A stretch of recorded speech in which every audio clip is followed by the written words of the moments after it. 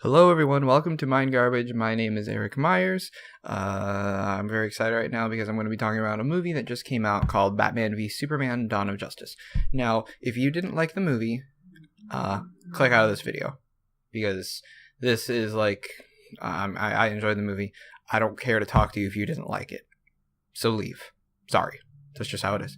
Also, if you haven't seen the movie and you're just curious, do not watch this video. I mean, you can, but I'm going to get into very, very spoiler territory. I'm spoiling the whole thing. It's a spoiler cast after all.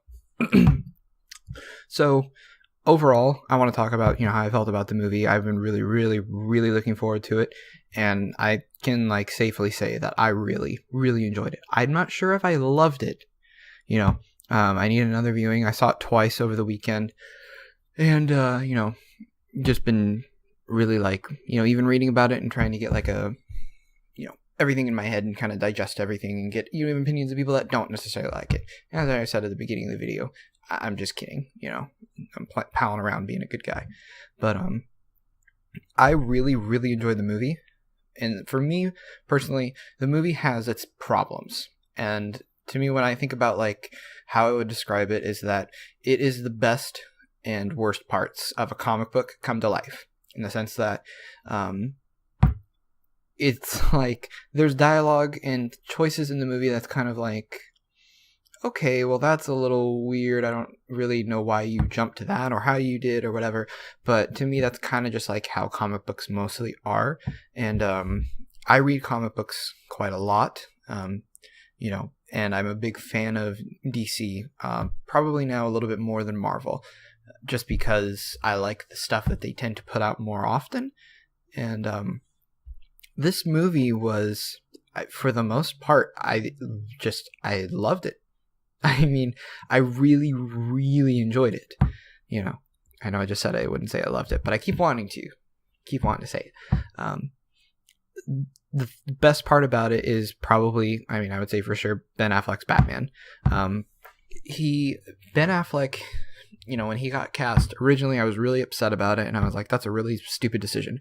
And then kind of well, I'm really basing this off of really old Ben Affleck movies, Daredevil, or it's that other Kevin Smith movie, I think it is, The Jersey Girl, whatever, ones where he's not really, showing, his true range, whereas nowadays I feel we have The Town, Argo, especially him in Gone Girl. I thought he was fantastic, and he's an amazing actor, and he definitely, looking into the Batsuit, especially, is there's something about this level of mystery that he brings to Batman, and part of that is because of the movie. I found myself I want to know more about Batman, and there's not a whole lot. They show you the origin story, which is something I want to say real quick to everyone that I've seen complaining about. Oh, why are they putting, the most overused origin story of all time in a movie? It's not the most overused origin story in a movie. For your correction, that is going to be Spider-Man, because this was literally within the first 3 to 5 minutes of the movie. Whereas Spider-Man 1, that was the first act of the movie. Same with The Amazing Spider-Man. So this was very quick, just kind of, how it works, but just kind of showing a little bit the way why he is. And they really, I felt, with Bruce Wayne especially, they really gave you a reason as to why he hates Superman. He does not trust him. And the beginning of the movie is showing the destruction of Metropolis. And that was really cool to see, from the ground perspective, because in Man of Steel, which I enjoyed, you see Superman flying around and fighting, and you don't really get the sense of what's really happening, which was something that I thought was cool that they did in this movie, where, you see them flying through buildings and doing all this stuff, and you're seeing not rock, but stone from the building or whatever just crash down, and, something crushes one of the characters. I cannot remember his name, but crushes his legs and he loses them, and you get the cool shot of Batman, or Bruce Wayne, and on the ground watching Superman fight Zod, and it does that zoom in sort of thing that Zack Snyder usually always does, and you just see the this like, I don't know what this is, but I'm going to stop it sort of look. And I like that there had been 18 months and it wasn't just instantaneously he knew exactly who he was and everything. You know, you got the sense that there was build up, there was time. He's been investigating, he's been doing what Batman does, and he is a detective, and he spends the time to make sure that his leads and everything are correct, which I thought was, you know, really cool. I enjoyed Superman in this movie. I think there could have been more of him. It's sad considering that this is a direct sequel to Man of Steel, that, and you know, him being getting half of the billing, even though he didn't get first billing. It's kind of sad that he didn't get more screen time. You know, Henry Cavill, I thought he does an excellent job as Superman, and I think he does a good job of that sort of, you know, naive feeling of how Superman is. I feel, you know, early on kind of, and I enjoy seeing that, you know, from him. There's a later on when Lex Luthor, who I enjoyed, but I'll get to that in a minute. When he blows up the Capitol building where they're having, and there's that awesome shot of Superman in the middle of all, you know, the destruction and everything, and then he has that line later where he's talking to Lois and he calls her Lo, and which I thought was cool. The fact that they're like, you know, they have a relationship and it's been established, you know, and I can't remember exactly how it is that he words it, but he says like, you know, I'm too afraid. I'm afraid that I didn't know what was happening because I wasn't looking for it. Or like, he took a personal responsibility for that. And, you know, that's kind of like, it's cool to see shades of, you know, watching Superman become Superman, really, because even in this, he's not Superman. You know, he risks killing, or he risks getting people killed because he loves and cares for Lois and wants to protect her. That was something I, you know, enjoyed. The one thing that I, you know, there were certain like things that I didn't particularly like in the movie. I thought some of the dialogue just felt really just kind of like stiff, flat, or whatever. But then that's kind of what I was alluding to earlier, where it says like, or I said in the beginning that this has like the best and worst parts of a comic book, and that you have these moments of just like really awesome like writing and delivery, and then you have these moments that just kind of like fall flat and don't really make sense. Probably the biggest one is during the fight scene between Batman and Superman, is when you know, Superman says he's gonna kill Martha, and because Bruce Wayne's mother's name was Martha and she was murdered, he, you know, is like, oh, why do you know that name, Martha? And eventually goes to save Martha because, you know, his mom's name was Martha, which I thought, I mean, personally, even though I enjoyed the movie, I was like, that's kind of dumb. That's like, whatever.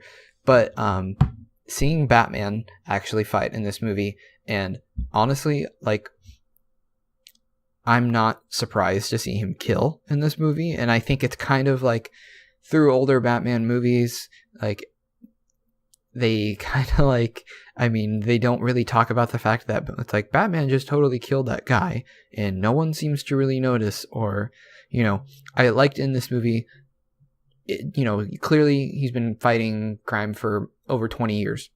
So there's a sense of history with him, and that, you know, he probably has realized that this isn't the way that, you know, it's not going to work out this way, you know, saving them and whatnot. And I actually really liked that. I think it was a good choice for Batman to be doing that, because it makes sense. You know, he's been doing this for all these years. Robin's dead. They allude to already that Joker was a thing that happened in this universe. Oh, excuse me. Oh, sleepy. Oh. And it was cool to see him like just be ruthless, you know. Even in the Nolan movies, when Batman fought, it was that very kind of just like, in this, I felt like we were watching Batman actually fight, you know, which was awesome. To see him, like, you know, one of my favorite parts is when he jumps and throws that guy's head into the box and grapples the box and throws it at another guy, or when he just gets stabbed and immediately just pulls the knife out without any hesitation at all, just stabs the other guy right in the shoulder. That part was awesome. Jesse Eisenberg, I thought, did like a really good job as Lex Luthor. Some people I noticed seemed to like not really like what he was trying to do. For me, the way that I interpreted it is that he had a hatred for Superman, and you know, this movie plays with themes of like Superman kind of being like a Jesus figure, or you know, godlike, and I liked the idea of Jesse Eisenberg, you know, Lex Luthor, trying to prove that he is no god, basically, that he is not a savior for humanity, that he will kill someone, you know, for his own selfish reasons, desires. I enjoyed that. I thought it was interesting. Wonder Woman, I thought was good, but I need to see more of her. I'm excited for the Wonder Woman solo film, but like she did really good. Like I liked seeing her fight. There was moments with her where I got the feeling that she was a warrior, and that was really cool to see. But I need to see more of her, you know, before I see. And I think what's funny is, you know, they talked about Flash, Cyborg, and Aquaman were going to be in, you know, they were going to be in this movie or whatever. And that's actually going to be something I'm going to discuss in a later video, probably next week, about, you know, what this means for the DC universe, or this DC extended universe as it's called as a whole. So my overall review of the movie, as a piece of film, it's really like not one of the best movies, but as a comic book movie, I really, really enjoyed it. You know, I liked the fact that it was more like dialogue heavy, even though at times some of the writing was kind of dumb. But I enjoyed it. It was a fun movie for me to watch, and it was a different take. The way that I described it to someone was, it was kind of like watching a DC animated movie come to life, in the sense that, you know, it had like a lot of themes that it covered, had the big fight scene, and then it's kind of over. But I really enjoyed it. I'm excited for the Blu-ray cut, because that's going to have an extra half an hour, which honestly I felt like the movie could have had. But either way, I enjoyed the movie, and stay tuned for a video where I'm going to talk about DC Universe stuff. Not the video game, but you know what I mean. Thanks for watching. If you enjoyed this video, please like it, subscribe to this channel, and share it with your friends.